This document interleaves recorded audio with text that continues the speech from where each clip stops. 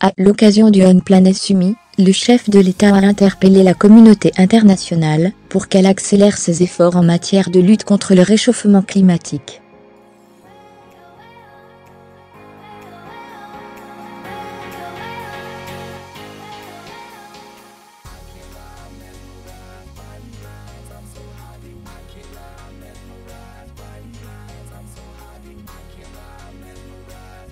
Pour le président français, le compte n'y est pas. Les engagements pris, il y a 2 ans, lors de l'Acto 21 à Paris, ne sont pas tenus.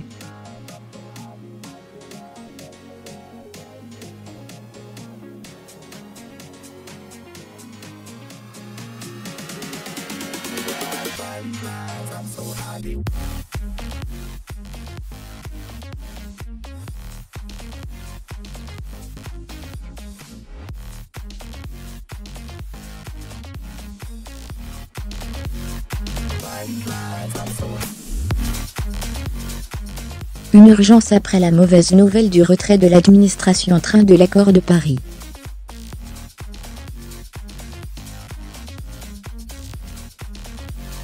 Quel contraste! En décembre 2015, un vent d'optimisme soufflait lors de la conclusion de l'accord mondial sur le climat, COP21.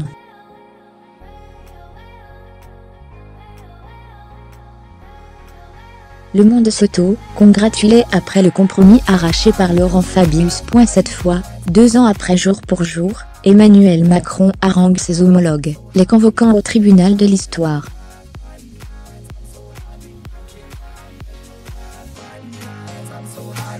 On aura tous à rendre des comptes, leur lance-t-il dans son registre catastrophiste. Le président français poursuit en glissant que 5, 10, 15 des chefs d'État présents, dans l'enceinte de la scène musicale de l'île Seguin, ce complexe artistique bâti sur les ruines des anciennes usines Renault de Billancourt, ne seront plus là dans quelques années, après la disparition de pays menacés par la montée des eaux.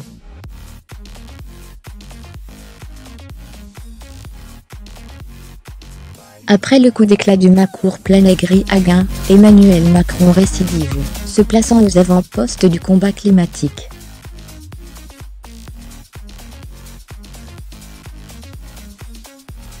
Lui qu'on disait converti par opportunisme à la cause écologiste aura donc montré sa volonté de reprendre le flambeau, après le désengagement de Donald Trump.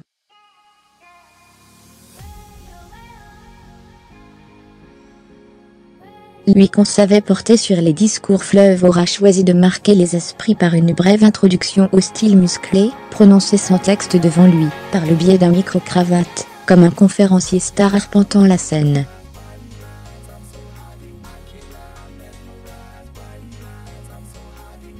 Quelques minutes plus tard, le secrétaire général de l'ONU Antonio Guterres reprenait la balle au bond, en clamant que le train du climat n'attend pas.